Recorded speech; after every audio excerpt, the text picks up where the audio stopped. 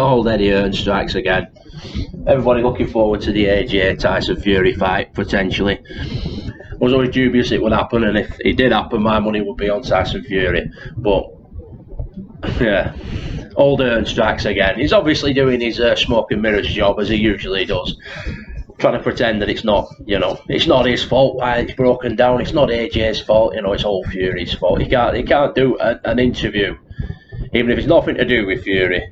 If there's anything negative to be said, he's got to try and associate Fury with it. I heard him having an interview the other day with somebody or one of his mates on Boxing Social or whatever. Another one who were going easy on him about all the Conor Benn stuff.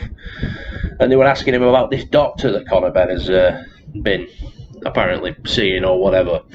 And he had to throw Fury's name in there. Oh, I know Fury's been seen. What the fuck's he got to do with Tyson Fury? It's got nothing to do with him. For something negative to be said, we're going to try and deflect onto some fucker else. Not associated with him, not his fault, but yeah. Okay, maybe it is our fault, but it isn't our fault. But look at these people are doing it as well. He wasn't doing it as well. That doctor apparently had a photo of Tyson Fury on his website, but he had photos of loads of boxers on his website. I don't think Fury can be held responsible for what every single photo of him, what website every single photo of him ends up on. Nothing to do with him at all. Anyway, that's just by the by. All this shit about oh well, we can't just accept the fight. We need an arbitrator. They suggested an arbitrator that's their partner.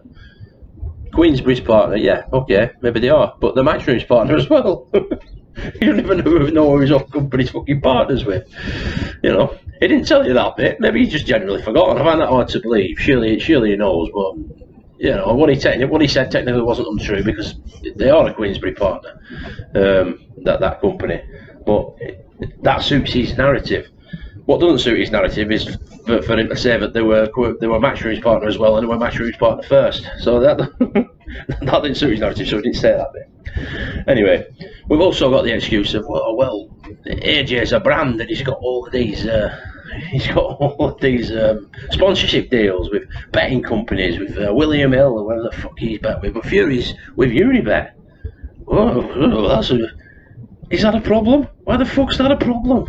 If we let him, what fucking gambling company you've decided to sign a deal with and make a few quid with? Because it can't be that much money, can it? How much are you paying him? For the scheme of AJ, it won't be very much. Why would you let that throw you off for £100 million fight? Well, we can't fucking go against William Hill for one fight. No fucking hell. Well, I've even asked William Hill for a start because I'm sure they'd like it because they've been getting a lot of business off the fight. But other than that, that Fury's with Unibet. Why sign a deal with fucking William Hill with one of their rivals? Did you not have the foresight to know that this might get in the way of making the biggest fight, or the fight that you apparently want and that all the public wants to see?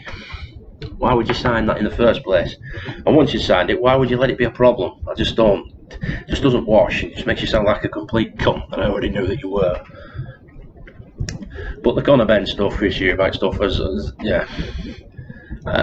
just reiterated what I and a lot of people already knew. I didn't actually think he was as bad as that, to be honest. But yeah, he's coming out for the prick that he already is. But what can you do? He just wants one rule for it. Always has, but he's getting worse. Just wants one rule for him and a different set of rules for every other fucker. More favourable rule for him. Just the whole thing. His conduct over the last couple of weeks, has been the worst ever, and he's not doing himself any favours. He's not doing boxing any favours, and he's just a complete fucking painus, to be honest. Even heard him dragging down in an interview to, the Sky Show that's on, they're not being VADA tested, right? So what you saying then, Eddie? Well, first of all, you don't know for a fact they're not being VADA tested. It might be, you don't know. But even if they're not,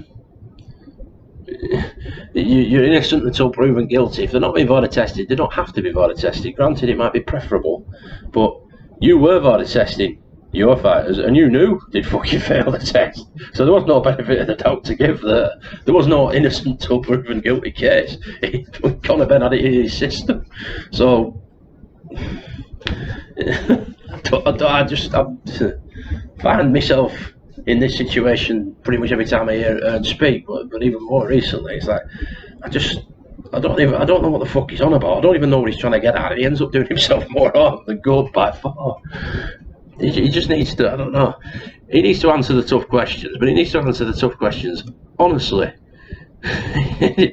In this case, I mean, in general, he talks too much. You can't get him off the fucking interviews usually, but now that there's some controversy surrounding the Fury and AJ thing and the Ben and Eubank thing, he's fucked off.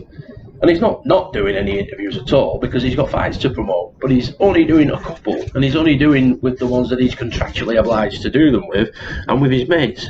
So, yeah. Okay, yeah, but he's not hiding. He's done nothing wrong. Yeah, okay. Prick.